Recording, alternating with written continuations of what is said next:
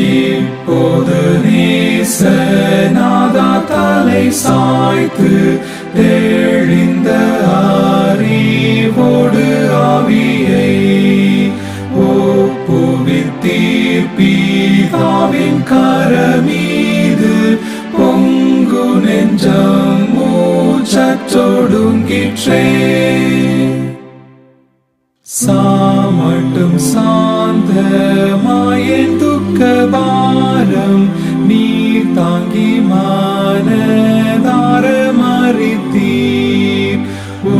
சாவில் பலன் முற்றே ஆவியையும் அமைதலாய் தந்தை கூப்புவித்தீர்.